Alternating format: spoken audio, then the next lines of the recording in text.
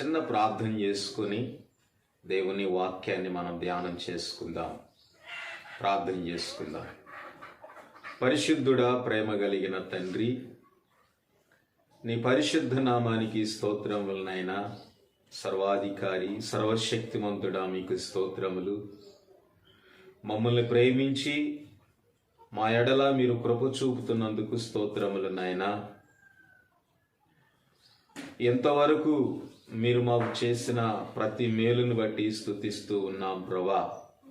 ఈ సమయంలో నీ వాక్యమును మేము ధ్యానం చేస్తూ ఉండగా వాక్యము ద్వారా మీరు మాట్లాడండి నాయనా. ప్రభువా, నీ బిడ్డలు వాక్యం వింటున్నారు, వారితో మీరు మాట్లాడండి. మీ మాటలు విని నీ బిడ్డలు బలపడాలి, సహాయము చేయండి నాయనా. వాక్యం చెప్పనైనా నీ దాసుడినైనా నన్ను శక్తితో నింపండి, బలముతో నింపమని వేడుకుంటున్నాం. మీరే కృప చూపి మీ సిలువ చాటున నన్ను మరుగుపరచమని, పరిశుద్ధాత్మతో నింపమని యేసు క్రీస్తు శక్తి కలిగిన నామములో ప్రార్థిస్తున్నాము తండ్రి. ఆమేన్, ఆమేన్. ప్రభునందు ప్రియులరా, పరిశుద్ధ గ్రంథము నుండి దేవుని వాక్యం మనం ధ్యానం చేసుకుందాం. మొదటి సమూయేలు గ్రంథం మొదటి అధ్యాయం 23వ వచనాన్ని ధ్యానం చేసుకుందాం. కాబట్టి ఆమె పెనిమిటి అయిన ఎల్కానా, నీ దృష్టికి ఏది మంచిదో అది చేయుము. నీవు వానికి పాలు మాన్పించు వరకు నిలిచియుండుము. యెహోవా తన వాక్యమును స్థిరపరచునుగాక అని ఆమెతో అనెను. ప్రభునందు ప్రియులరా, మనము చదువుకున్న వాక్య భాగంలో ప్రధానమైనటువంటి మాట, నీ దృష్టికి ఏది మంచిదో అది చేయుము. అవును, పరిశుద్ధాత్మ దేవుడు నీకును తెలియచేస్తున్న మాట ఏంటంటే, నీ దృష్టికి ఏది మంచిదో అది చేయము. ఒకసారి మనము దేవుని వాక్యంలో హన్నా కుటుంబాన్ని పరిశీలన చేసినప్పుడు మనము ఆధ్యాత్మికంగా బలపడటం కొరకు కొన్ని విషయాలు మనం నేర్చుకోవచ్చు ఆ కుటుంబాన్ని నుంచి. అవేమిటంటే చూద్దాం, దేవుని వాక్యాన్ని చూద్దాం. మొదటి అధ్యాయం 3వ వచనాన్ని మనం చదువుకున్నప్పుడు, ఇతడు షిలోహునందున్న సైన్యములకు అధిపతియగు యెహోవాకు మ్రొక్కుటకును బలి అర్పించుటకును ఏటేట తన పట్టణము విడిచి అచ్చటికి పోవుచుండెను. ప్రియులరా, ఎల్కానా కుటుంబం ప్రతి ఏటా షిలోహులోనున్నటువంటి దేవుని మందిరానికి వెళ్ళి మ్రొక్కుబడి చెల్లించటం అనేటువంటిది వారికి ఆనవాయితీగా ఉన్నది. ప్రతి సంవత్సరం తన కుటుంబంతో కలిసి దేవుని సన్నిధికి వెళ్ళి బలిని అర్పించి మ్రొక్కుబడి చెల్లిస్తూ ఉంటాడు. అలాగే దేవుని బిడ్డలారా, ఈ మాటను బట్టి మనం జ్ఞాపకం చేసుకోవాల్సిన విషయం ఏంటంటే, మనము కూడా ప్రతి ఆదివారం క్రమము తప్పకుండా ఆరాధనకు వెళ్ళాలి. క్రమము తప్పకుండా నీవు ప్రతి ఆదివారము దేవుని సన్నిధికి వెళ్ళటం ద్వారా దేవుడు నీ పక్షంగా, నీ కుటుంబ పక్షంగా ఉంటాడు. రెండవది, ఇక్కడ మరొక మాట మనం చూడొచ్చు. 5వ వచనంలో మనం చదువుకున్నప్పుడు హన్న తనకు ప్రియముగానున్నది. ప్రియులరా, హన్న తన భర్త అయిన ఎల్కానాకు ప్రియమైనదిగా ఎంచబడింది. కనుక నీవు క్రమము తప్పకుండా దేవుని సన్నిధికి వెళ్ళి దేవుని సన్నిధిలో ఉండి ఆత్మతోనూ సత్యముతోనూ ప్రభువును నువ్వు ఆరాధించినప్పుడు నీవు దేవుని బిడ్డ, నీవు దేవునికి ప్రియమైన వ్యక్తిగా ఎంచబడతావు. హల్లెలూయా. ప్రియమైన వ్యక్తిగా నువ్వు ఎంచబడతావు. కనుక ఇక్కడ హన్న ప్రియమైన వ్యక్తిగా ఎంచబడినప్పుడు ఎల్కానా నుండి హన్నాకు ఏమి లభించిందంటే 2 పాళ్ళు లభించాయి. వీరి వెళ్ళి మ్రొక్కుబడి చెల్లించినప్పుడు భార్యలకు, బిడ్డలకు వారికంటూ భాగాన్ని పంచిపెడుతూ ఉండేవాడు. ఆ భాగంలో భాగంగా హన్నాకి ఎల్కానా 2 పాళ్ళు ఇచ్చాడు. దేవుని వాక్యం వింటున్న బిడ్డ, నీవు దేవుని సన్నిధికి వెళ్ళి ప్రభువుని ఆరాధించి ప్రియమైన వ్యక్తిగా నువ్వు ఉన్నప్పుడు దేవుని యొద్ద నుండి నీకు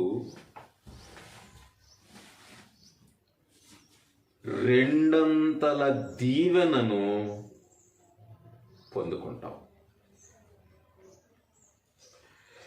దేవుని సన్నిధికి వచ్చి ఆరాధించేటువంటి నీకు దేవుని యొద్ద నుండి 2 దీవెన నీకు లభిస్తుంది.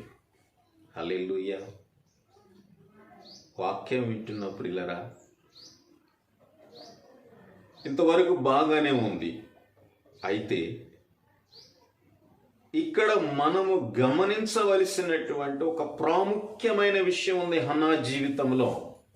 అదేంటంటే అక్కడ 6వ వచనంలో మనం చదువుకుంటాం. 5వ వచనం చివరిలో, యెహోవా ఆమెకు సంతు లేకుండా చేసెను.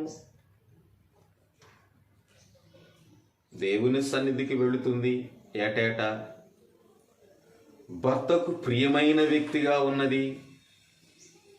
అలాగే భర్త దగ్గర నుండి 2 పాళ్ళు భాగాన్ని పొందుకుంటుంది.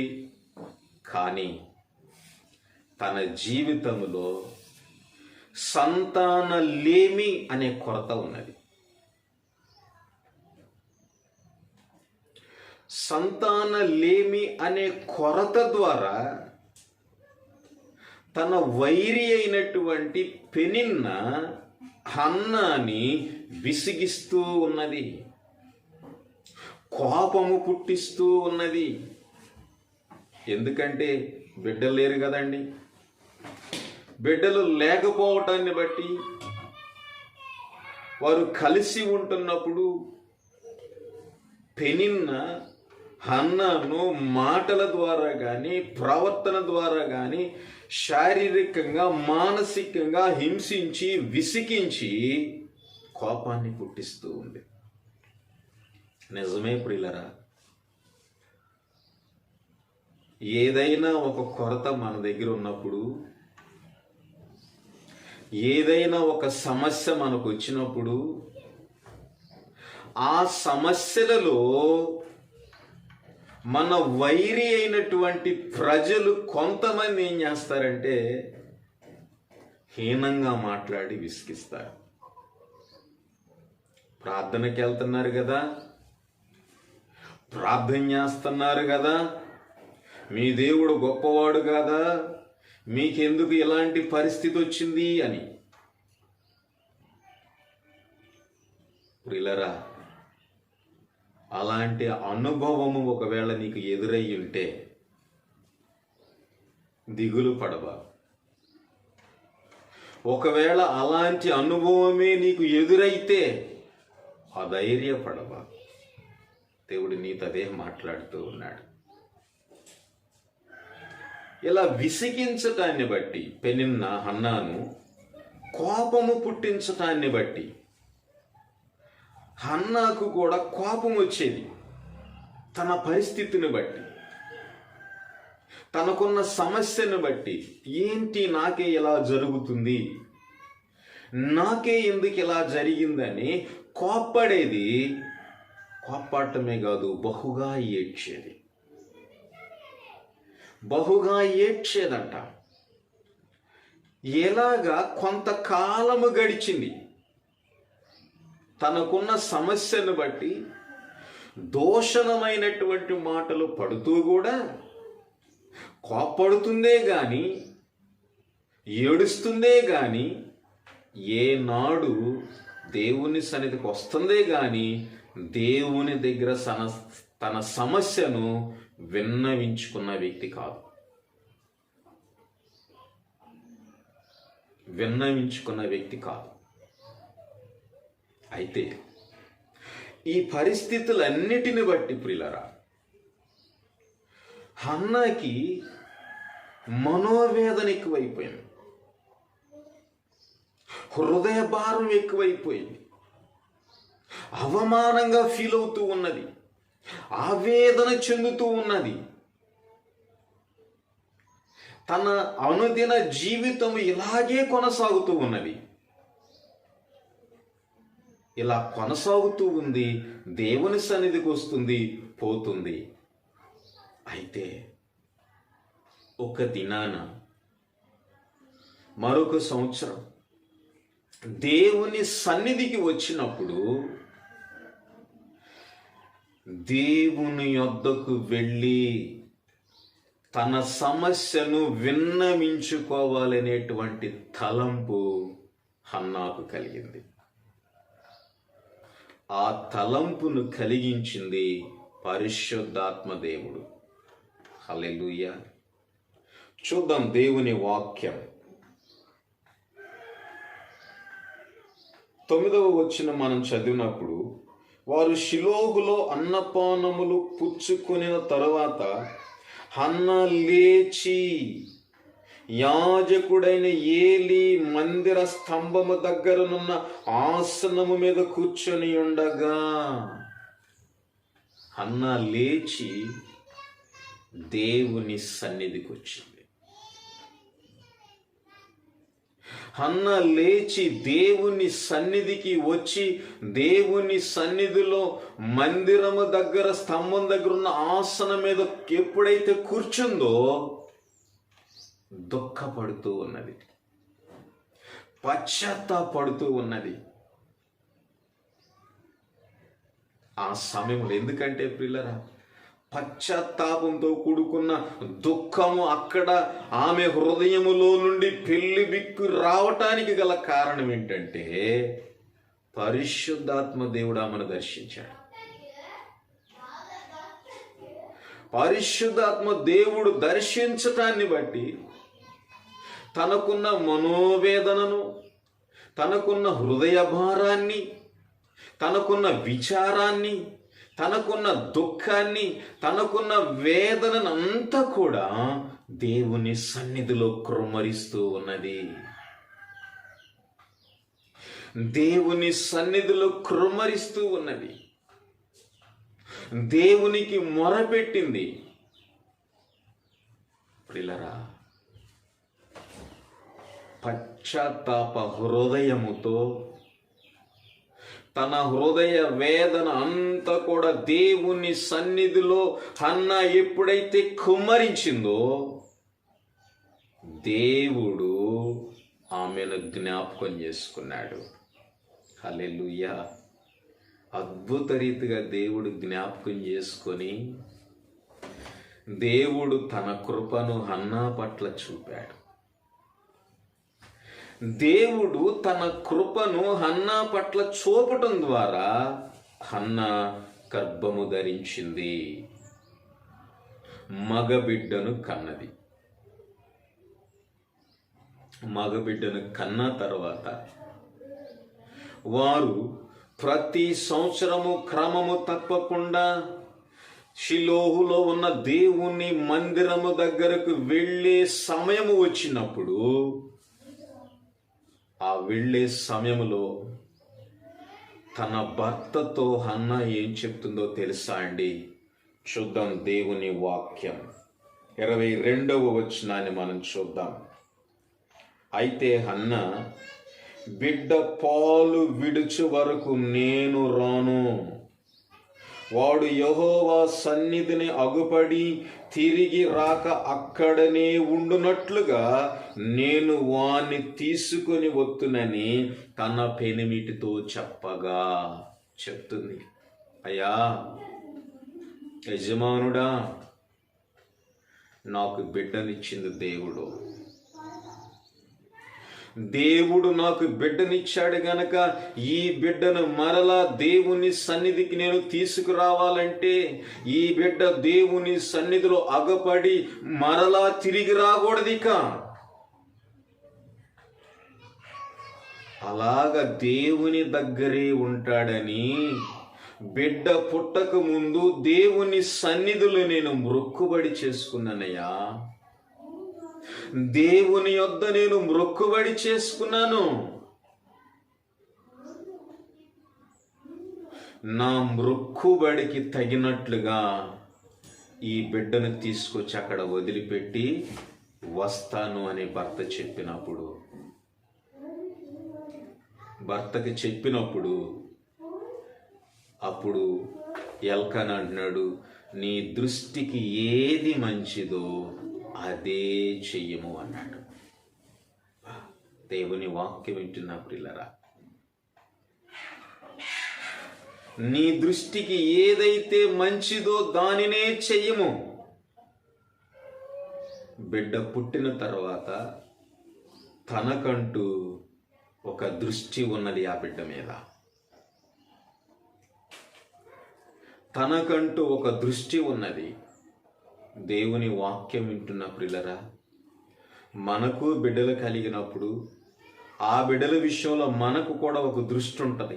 ఏంటంటే, నా బిడ్డ బాగా చదువుకోవాలి, ప్రయోజకుడు అవ్వాలి, మంచి ఉద్యోగం సంపాదించాలి. మంచి ఉద్యోగం సంపాదించిన తర్వాత వాడికి మంచి ఐశ్వర్యం కలిగిన, అందము కలిగిన భార్యని చేయాలి, మంచి గృహాన్ని నిర్మించుకోవాలి, మంచి వాహనాల్లో తిరగాలి అనేటువంటి ఆలోచన ఉంటుంది మనకి.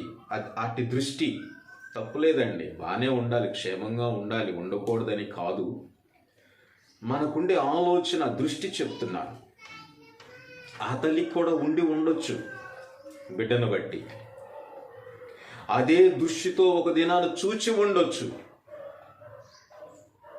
కానీ సమయం వచ్చినప్పుడు హన్నా జ్ఞానముగా ఆలోచించింది, వివేచన కలిగి తలంచింది. ఏంటో తెలుసా?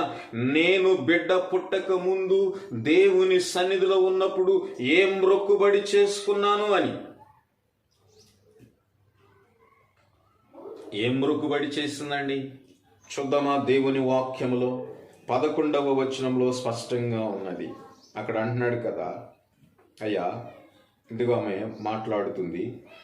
11వ వచనములు అంటుంది, నీ సేవకురాలనైన నాకు మగ పిల్లను దయచేసిన ఎడల వాని తల మీదకి క్షౌరపు కత్తి ఎన్నటికి రానియక వాడు బ్రతుకు దినములన్నిటను నేను వానిని యెహోవానగు నీకు అప్పగింతునని. చూడండి ప్రియులారా, తను ఏం మొక్కుబడి చేసుకుందంటే, అయ్యా నువ్వు నాకు గనక మగబిడ్డనిస్తే ఆ బిడ్డ తల మీదకి క్షౌరపు కత్తి రానివ్వటమే కాదయ్యా, యెహోవా వగు నీ ఎదుట వాడు బ్రతుకున్నట్లుగా నీ దగ్గరకి తీసుకొస్తాను అండి. ఎంత మాట అండి! యెహోవా వగు నీకు వానిని అప్పగిస్తాను. ఎందుకంటే వాడు నీ దగ్గరే బ్రతకాలి, వాడు నీ సన్నిధిలోనే ఎదగాలి, వాడు నీ సన్నిధిలోనే వర్ధిల్లాలి అని ఆ తల్లి బిడ్డ పుట్టక ముందు దేవుని దగ్గర మొక్కుబడి చేసుకుంది. ఆ మొక్కుబడిని బట్టి ఆత్మ జ్ఞానము కలిగి ఆలోచించింది. నా బిడ్డ నా దగ్గర ఉండటం క్షేమమా, లేక నేను మొక్కుబడి చేసుకున్నట్లుగా యెహోవా ఎదుట ఉండటము క్షేమమా అని,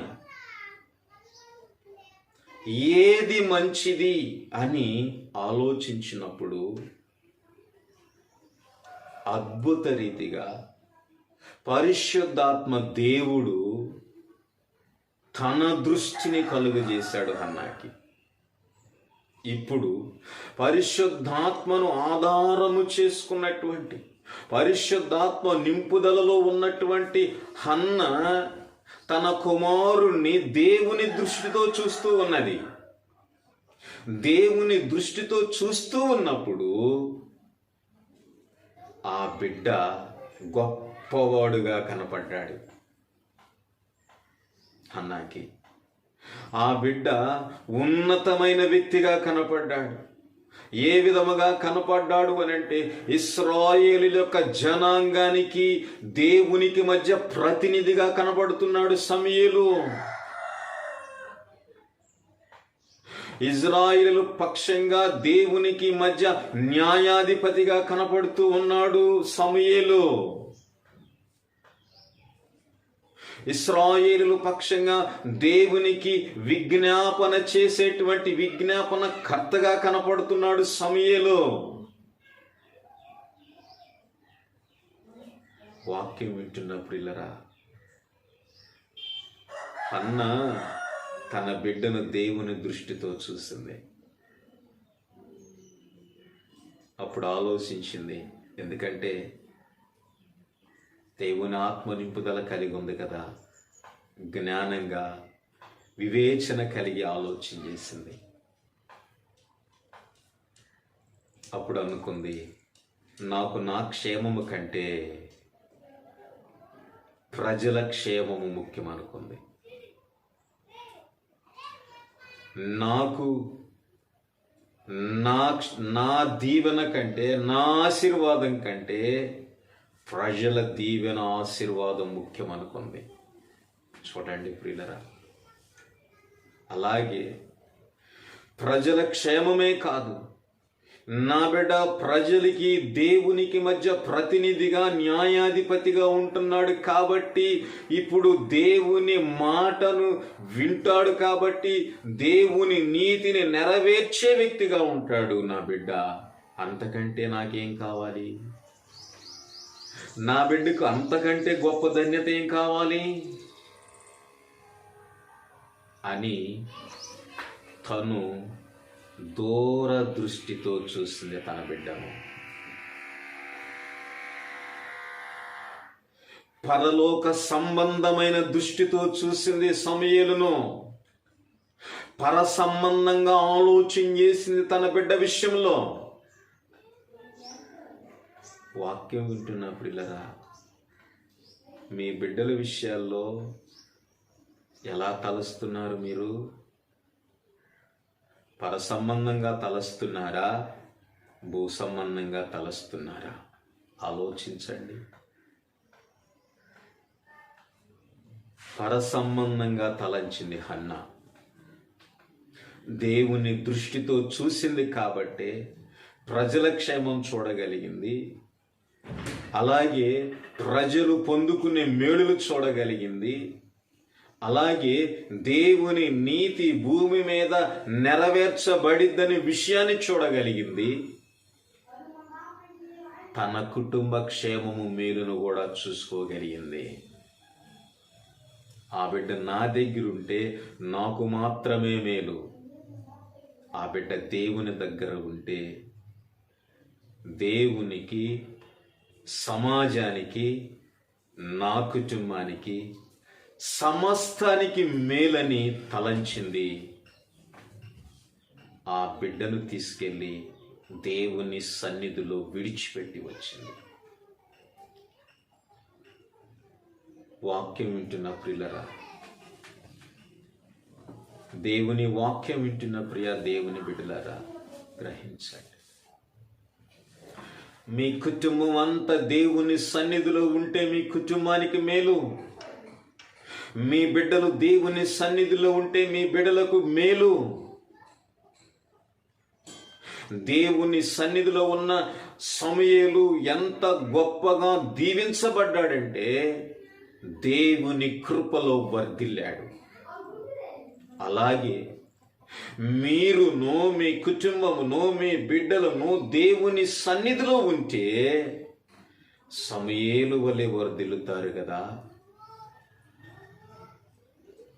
సమూయేలు వలె ఆశీర్వదించబడతారు కదా. ఆలోచించండి. వాక్యం వింటున్న ప్రియులరా,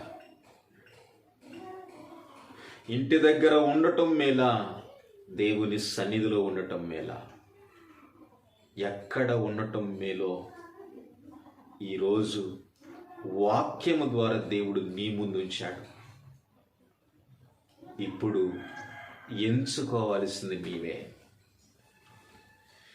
నీవు, నీ కుటుంబము, నీ బిడ్డలు, నీ సమస్తము ఎక్కడ ఉంటే క్షేమము ఎంచుకోవాల్సింది నీవే. అయితే ఎంచుకునే క్రమంలో నువ్వు ఎంచుకునే ప్రతి విషయాన్ని కూడా దేవుని దృష్టితో చూడు. నీవు దేవుని దృష్టితో చూడాలి అనంటే పరిశుద్ధాత్ముడు నీతో ఉంటేనే చూడగలుగుతావు. పరిశుద్ధాత్మలో నీవు నివసిస్తేనే చూడగలుగుతావు. ఇప్పటి వరకు నేను ఒక మాట అడుగుతాను మిమ్మల్ని. నేను ఒక మాట అడగనా? ఇప్పటి వరకు భౌతికమైన దృష్టితో చూసారా? పరసంబంధమైన దృష్టితో చూసారా? ఏ దృష్టితో చూసారండి? ప్రభు అంటున్నాడు, పరసంబంధమైన దృష్టితో చూడు నువ్వు సమస్తము.